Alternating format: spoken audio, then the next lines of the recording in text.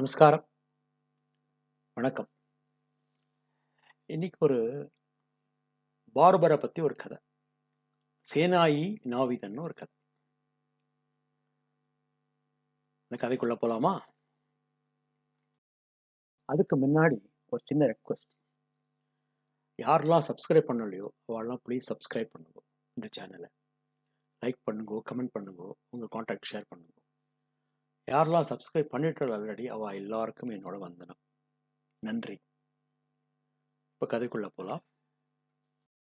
மகாராஷ்டிரால அவந்திபுரம்னு ஒரு ஊர் உண்டு. அந்த ஊருக்கெல்லாம் ஒரு ராஜா இருந்தான், ஒரு முஸ்லீம் ராஜா. இந்த ராஜாக்களுக்கெல்லாம் தான் ஆஸ்தீகமா எல்லாரும் இருப்பா இல்லையா? ஆஸ்தீகமா ஒரு பாட்டுக்காரன், ஆஸ்தீகமா ஒரு மந்திரி, ஆஸ்தீகமா ஒரு தோட்டக்காரன், ஒரு சமயக்காரன், எல்லாரும் ஆஸ்தீகமா இருக்கும். அந்த மாதிரி ராஜாக்கு ஒரு ஆஸ்தீகமான நாவிதர், ஒரு பார்பர் வேணும். அவருக்கு ஷேவிங் பண்ணிவிட, முடி திருத்துறதுக்கு, that is hair cutting, face shaving, இதெல்லாம் பண்றதுக்கு ஒரு ஆள் வேணும். அதுக்கு ஒரு டெஸ்ட் நடக்கிறது. எல்லாரும் போற அந்த கிராமத்துலேருந்து நம்ம ஹீரோ சேனாயி ஹஸ் பீன் செலக்டட். அவரை தான் ராஜா செலக்ட் பண்ணார். ஏன் செலக்ட் பண்ணார்னா இல்லை, அவருக்கு என்னமோ அவனை பார்த்தோன்னே பிடிச்சி வச்சு அவனை செலக்ட் பண்ணிட்டான். ராஜாக்கு அவன் பண்றதுனால அவன் வேற யாரையும் தொடக்கூடாது, ராஜாக்கு மட்டும்தான் அவன் பண்ணணும். அப்படின்னா என்ன அர்த்தம்? கார்த்தால ஏந்து ராஜாவை பார்க்க போவான், மோட்சவரம் பண்ணி விடுவான், தேவைப்பட்டா முடி திருத்துவான், அப்புறம் வந்துடுவான் வீட்டுக்கு. அப்புறம் வேற வேலையே கிடையாது. ரெண்டாவது, கவர்மெண்ட் ஆஃபீஸ் மாதிரி இல்லையா? ஸோ அவனுக்கு குவார்ட்டர்ஸ், வீடு கொடுத்துட்டா, நிலம் கொடுத்துட்டா, மாதம் மாதம் ரொக்கமாக கை நிறையா பணம், தோத்து வெகுமதிகள், ப்ரைஸஸ், கிஃப்ட்ஸ். வாழ்க்கை ரொம்ப நன்னா இருக்கு. நம்ம ஹீரோ ஒரு பாண்டுரங்க பித்தன், விட்டல விட்டல சொல்லிட்டு இருப்பான். எப்ப பார்த்தாலும் விட்டல விட்டல சொல்லிட்டு இருப்பான். அவனுக்கு விட்டல சொல்றதுக்கு ஒரு நேரம் கிடையாது, காலம் கிடையாது. இந்த மூச்சு விடுறதும் விட்டல சொல்றதும் ஒண்ணு அவனுக்கு. இன்னும் ஒரு பாக்கியவான் இல்லையா? கார்த்தாலையும் அவன் ஏந்து உட்காந்து விட்டல சொல்லிட்டு இருப்பான். அவன் பொண்டாட்டி வரட்டும், அப்போ ராஜாவை பார்க்க போயிட்டு வந்துரு, ராஜா காரியத்தை முடிச்சுட்டு வந்துரு. ஏன்னா ராஜ காரியம் தடப்பட்டதுன்னா சிரச்சேதம், தலையை விட்டுடுவான் ராஜா. அந்த பயம் உண்டு. அதனால போயிட்டு வந்துட்டு இருக்கான். வாழ்க்கை ரொம்ப நல்லா இருக்கு. பட் ஆனால் இவனோடய கூட இருக்கிற சில பேருக்கு பிடிக்காம இருக்குமே, என்னடா நம்ம நல்லா டெஸ்ட் கொடுத்தோம், நமக்கு எடுத்துக்கல, இந்த சேனாயி எடுத்துட்டானே அப்படின்ட்டு. வாழ்க்கை இப்படி ஓடிண்டே இருக்கிற போது ஒரு நாளைக்கு கார்த்தால இவர் ரெடி ஆறார் கிளம்பணும்னு. அப்போ ரோடில் ஒரு கூட்டம் போயின்னு இருக்கு. விட்டா சொல் போயிட்டே இருக்கு. கேட்க, நான் எங்கே போகிறேன் அப்படிங்கிறான். பண்டரிபுரம் போகிறோம் விட்டலநாதனை பார்க்கறது. உனக்கு எல்லாம் மறந்து போச்சு. அண்ணாச்சி சக்குன்னு அவளோட சேர்ந்து நிட்டான். விட்டல் சொல்லிகிட்டே போகிறான். அப்போ அங்கே ரோட்டில் இருக்கிறவா, அடுத்த தெருவில் இருக்கவாலாம் அவனை பார்க்குறாங்க. போகிறான், அவனை கூப்பிட்றா, டேய் சேனாயி, நீ அரண்மனைக்கு போகணும்டா, ராஜாவை பார்க்க போகணும், எங்கடா அங்கே போயிட்டு இருக்கேன்னா? நம்ம ஹீரோ காதில் அதெல்லாம் ஒன்றும் விழலை, ஒன்றும் ஞாபகம் இல்லை. எப்போ பார்த்தாலும் நாமஸ்மரணை, விட்டல. ஹீரோ போயாச்சு. இங்கே நம்மளை மாதிரி ஒருத்தர் இருப்பான் இல்லையா, சகுனி ஒருத்தன் இருப்பானே, அவன் என்ன பண்ணான், நேர ராஜாட்ட போயிட்டான். ராஜா, இன்னைக்கு பாரு, அந்த சேனாயி வரமாட்டான், உனக்கு மதிப்பு இல்லாமல் பண்ணிட்டான், உனக்கு மரியாதை குறைவு பண்ணிட்டான் அப்படி. ஏன் என்ன ஆச்சு? அவன் விட்டலபுரத்துக்கு போயிட்டான், அங்கேருந்து பஜனை பண்ணிட்டு, அவன் இன்னைக்கு வரமாட்டான் பாரு. அப்புறம் அது வேற சொல்றான், இன்கேஸ் நீ சேனாயை விரட்டி விட்டேன்னா நீ என்ன வச்சுக்கோங்க, சேனாயி வரட்டும், இன்னைக்கு ஏன் வரலன்னு உனக்கு கேட்போம், அவனுக்கு உள்ள தண்டனை கொடுப்போம், ஒன்றை வச்சுக்கிறதா வேண்டாமனு நான் யோசிச்சுக்கிறேன். என்ன நல்ல ராஜா இல்லையா?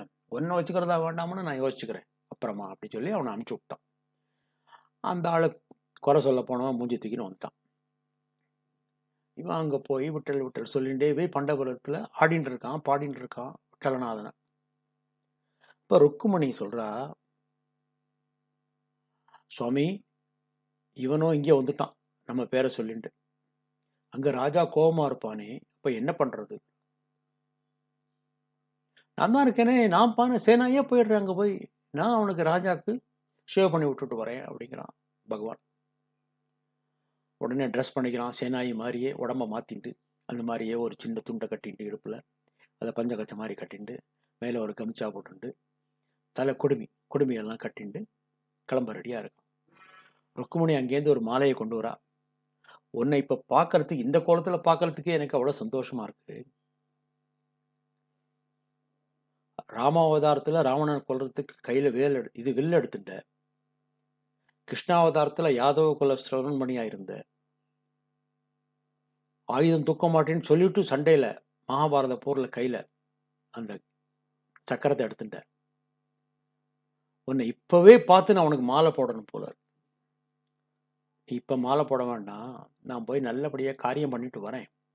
வந்த அப்புறமா நீ எனக்கு மாலை போடு அப்படின்னு சொல்லிட்டு பகவான் கிளம்பி போறார். ராஜா கோமா ரூமுக்குள்ள சுத்தின்னு இருக்கான். இந்த பக்கமும் அந்த பக்கம் கொட்டி போட்ட போன மாதிரி.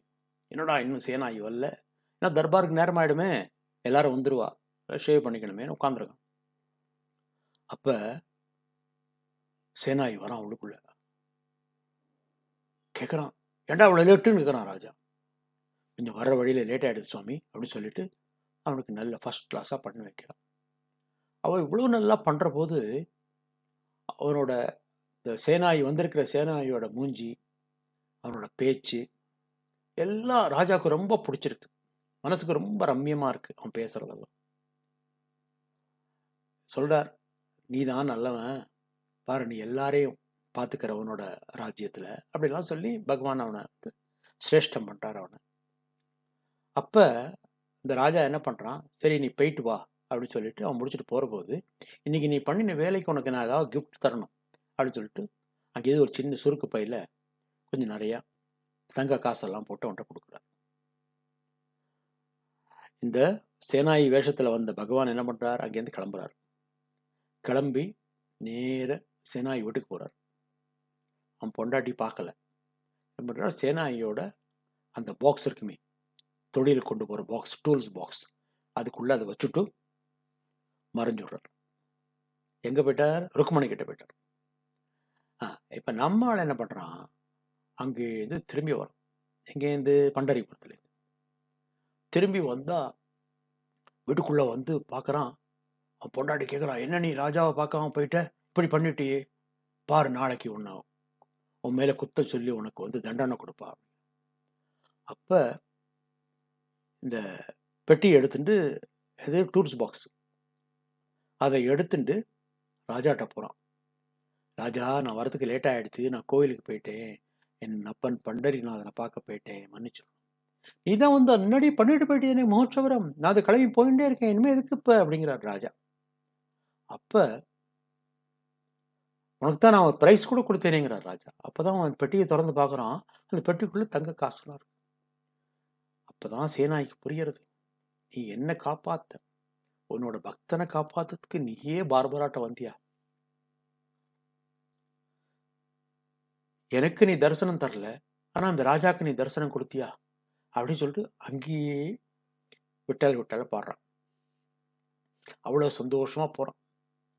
அங்கே என்ன பண்றா ருக்மணி, வா நீ தான் எனக்கு ஹீரோ மாதிரி இருக்க, சேனாயி ட்ரெஸ்ல இருந்தா கூட நீ ஹீரோ மாதிரி இருக்கன்னு சொல்லிட்டு அவ சேனாய்க்கு மாலை போடுறா. யாரு, மகாலட்சுமி மகாவிஷ்ணுக்கு மாலை போடுறா. ஸோ உண்மையான பக்தி இருந்தா பகவான் எப்பவும் நம்மளை காப்பாற்றுவார். உண்மையான பக்தி நம்ம நடத்தையில உண்மை இருக்கணும், பொய் இருக்கப்படாது. பக்தியிலையும் பொய் இருக்கப்படாது, நம்மளோட கண்டக்ட்லையும் பொய் இருக்கப்படாது.